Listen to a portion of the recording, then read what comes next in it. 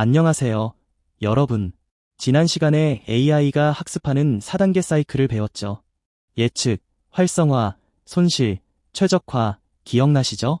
오늘은 그 과정을 더 깊이 들어가서 딥러닝이 어떻게 배우고 어떻게 판단을 내리는지 알아볼 거예요. 혹시 AI가 학습한다는 말 들어보셨나요? 추론한다는 말은요? 이게 도대체 무슨 뜻일까요? 자, 그럼 시작해볼까요? 오늘 이 영상을 보고 나면 여러분도 딥러닝의 핵심 원리를 완벽하게 이해하실 수 있을 거예요. 오늘의 학습 목표는 5가지예요. 첫째, 학습과 추론의 차이를 완벽히 이해하기. 둘째, 신경망 구조를 한 단계 더 깊이 이해하기. 셋째, 가중치의 역할을 구체적으로 파악하기. 넷째, 활성화 함수 3가지의 용도를 구분하기. 다섯째, 이진 분류와 다중 분류를 실전 예제로 이해하기. 자, 그럼 먼저 첫 번째 질문부터 시작해 볼게요. AI는 어떻게 똑똑해지는 걸까요? 우리가 새로운 것을 배울 때를 생각해 볼게요. 예를 들어, 여러분이 요리를 처음 배운다고 상상해 보세요. 첫 번째 단계는 레시피를 보고 따라하는 거예요. 레시피에 소금 1스푼이라고 적혀 있으면 소금을 1스푼 넣어요. 결과물을 먹어보고 좀 짜네 또는 맛있다를 판단해요. 다음에는 조금 더 조절해서 넣어요.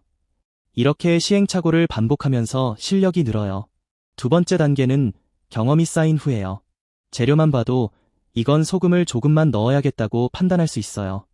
새로운 요리도 감으로 만들 수 있게 돼요. AI도 똑같아요. 첫 번째 단계를 AI에서는 학습, 영어로 트레이닝이라고 불러요. 두 번째 단계를 추론, 영어로 인퍼런스라고 불러요. 자, 그럼 학습에 대해 자세히 알아볼게요. 학습은 AI가 수많은 예제를 보면서 규칙을 스스로 찾아가는 과정이에요. 쉬운 예제로 과일 익음 판별기를 만들어 볼게요. 여러분이 AI에게 이 사과가 익었는지 안 익었는지 판별해줘 라고 시키고 싶다고 해볼게요. 학습 과정의 첫 번째 단계는 데이터를 준비하는 거예요. 익은 사과 사진 100장, 그리고 안 익은 사과 사진 100장을 모아요. 각 사진에는 익음 또는 안 익음이라는 정답이 붙어 있어요. 이렇게 정답이 붙은 데이터를 학습 데이터라고 불러요. 그 다음 AI에게 사진을 보여줘요. AI가 이 사과는 익은 거야 라고 말하는데 실제 정답은 안 익음이에요. AI가 틀렸네, 왜 틀렸지? 하면서 스스로 돌아봐요. 그리고 자신의 내부 설정, 즉 가중치를 조금씩 바꿔요. 이걸 반복하고 또 반복해요. 200장의 사진을 수백 번, 수천 번 반복해서 봐요. 점점 정확도가 올라가요.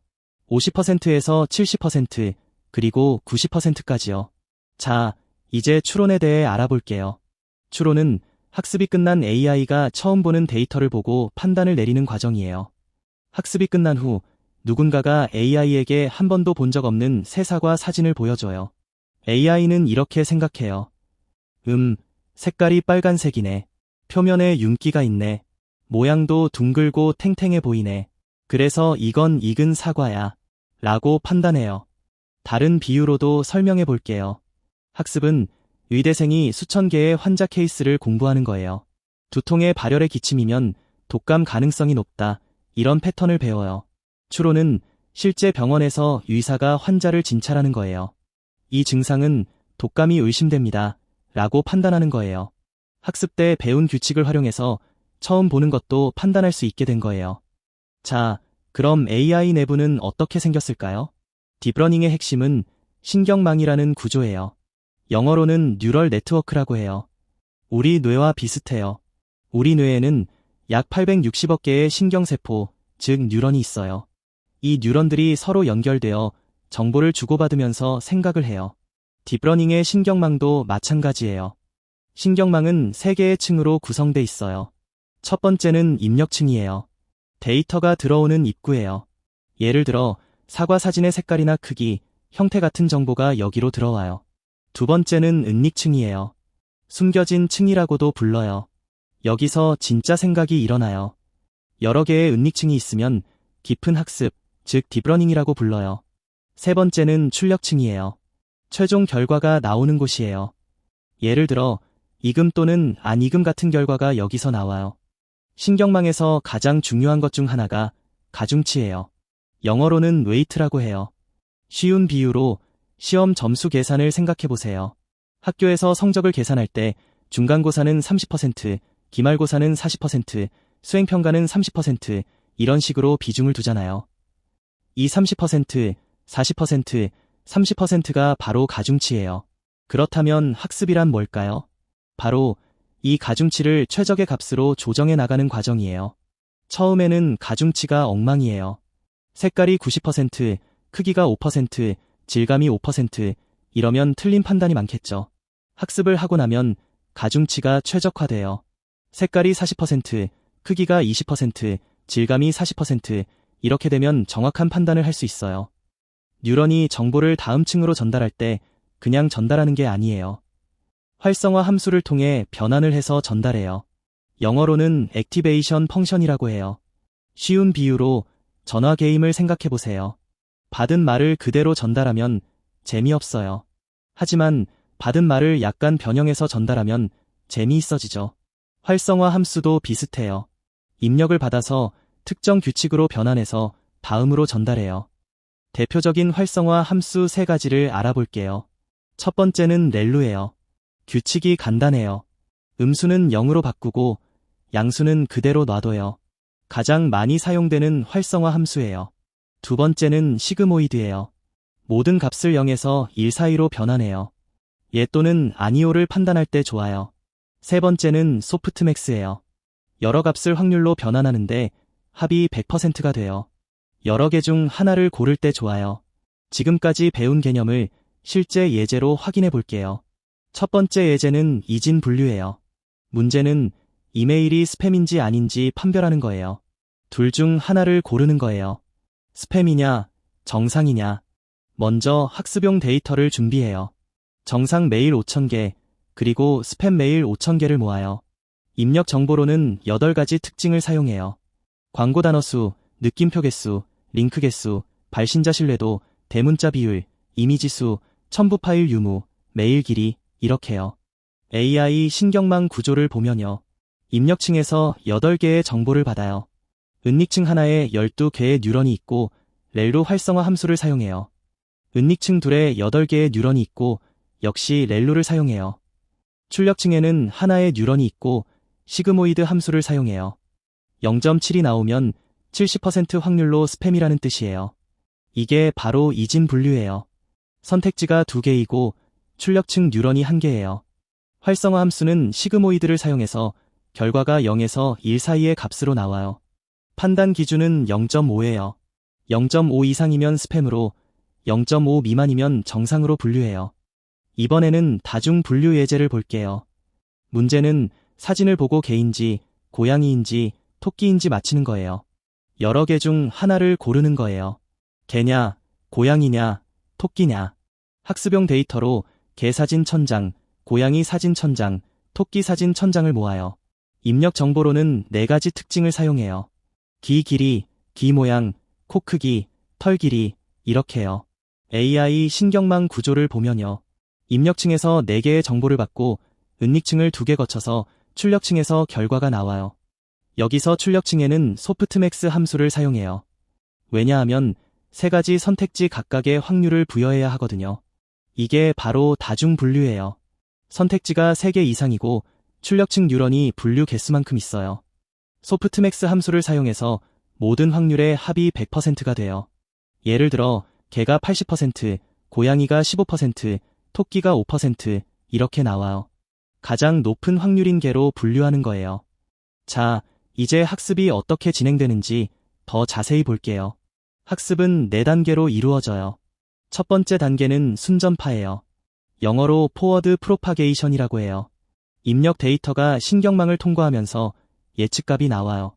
두 번째 단계는 오차 계산이에요. 예측값과 실제 정답을 비교해서 얼마나 틀렸는지 오차값을 계산해요. 세 번째 단계는 역전파예요. 영어로 백프로파게이션이라고 해요. 오차를 줄이기 위해 가중치를 얼마나 조정해야 하는지 계산해요. 출력층에서 은닉층으로, 은닉층에서 입력층으로 거꾸로 전달돼요. 네 번째 단계는 가중치 업데이트예요. 계산된 값을 바탕으로 아담 옵티마이저가 가중치를 조금씩 수정해요. 이 4단계를 수천 번, 수만 번 반복하면 오차는 점점 줄어들고 정확도는 점점 높아져요. 두 가지를 깔끔하게 정리해 볼게요. 이진 분류는 선택지가 2개이고 출력층 뉴런이 1개예요. 시그모이드 함수를 사용해서 하나의 확률값이 0에서 1 사이로 나와요. 다중 분류는 선택지가 3개 이상이고 출력층 뉴런이 n개예요. 소프트맥스 함수를 사용해서 여러 확률값이 나오는데 합이 100%가 돼요. 핵심을 정리하면요. 시그모이드는 하나의 확률값을 0에서 1 사이로 내놓아요. 이진 선택 상황에 적합해요. 소프트맥스는 여러 개의 확률값을 내놓는데 합이 100%가 돼요. 다중 선택 상황에 적합해요. 그리고 은닉층에는 렐루, 출력층에는 문제 유형에 맞게 시그모이드 또는 소프트맥스를 사용해요. 전체 흐름을 다시 한번 정리해 볼게요. 먼저 데이터를 준비해요. 정답이 붙은 학습 데이터를 수집해요. 그 다음 학습 단계에서 신경망이 패턴을 학습하여 가중치를 최적화해요. 마지막으로 추론 단계에서 학습된 모델로 새로운 데이터를 판단해요. 오늘 배운 내용을 정리해 볼게요. 첫째, 학습이에요. AI가 수많은 예제를 보면서 규칙을 찾고 가중치를 최적화하는 과정이에요. 둘째, 추론이에요. 학습된 지식으로 처음 보는 데이터를 판단하는 과정이에요. 셋째, 신경망 구조예요. 입력층, 은닉층, 출력층으로 구성되고 은닉층이 많으면 딥러닝이에요. 넷째, 가중치예요. 각 정보의 중요도를 나타내며 학습을 통해 최적화됩니다. 다섯째, 활성화 함수예요. 렐루는 은닉층에서, 시그모이드는 이진 분류에서, 소프트맥스는 다중 분류에서 사용해요. 여섯째, 분류 방식이에요. 이진 분류는 2개 선택지, 다중 분류는 3개 이상 선택지를 구분하여 적용해요. 여러분이 직접 AI를 만든다면 이렇게 하면 돼요. 먼저 문제를 정의해요. 이진 분류인지 다중 분류인지 결정해요. 그 다음 데이터를 준비해요. 충분한 양의 정답이 붙은 학습 데이터를 확보해요. 신경망을 설계해요. 입력 특징수, 은닉층 개수와 크기, 출력 형태를 결정해요. 활성화 함수를 선택해요. 은닉층은 렐루, 출력층은 문제 유형에 맞게 선택해요. 마지막으로 모델을 학습시키고 성능을 평가하여 개선해요. 더 깊이 있게 공부하고 싶다면 3가지를 추천해요. 첫째, 이론 학습이에요. 역전파 알고리즘의 수학적 원리를 더 깊이 공부해보세요. 둘째, 코딩 실습이에요. 파이썬과 텐서플로우나 파이토치로 직접 모델을 구현해보세요. 셋째, 다양한 실험이에요. 하이퍼 파라미터를 조정하며 성능 변화를 관찰해보세요. 다음 시간에는 CNN, 컨볼루션 신경망을 배울 거예요. AI가 이미지를 어떻게 보는지 그 원리를 알아볼 거예요. 그리고 AI의 첫 번째 핵심 원리인 관계성을 만나게 될 거예요. 주변과의 관계에서 의미를 찾아내는 것, 이 놀라운 원리가 CNN의 핵심이에요. 다음 시간에 만나요. 이제 여러분도 딥러닝의 기본 원리를 이해하셨어요. 오늘 배운 학습과 추론의 원리는 모든 AI의 기초예요. 딥러닝은 관계성을 깊이 학습하는 기술이에요.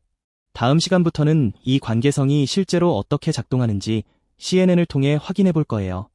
기대해 주세요.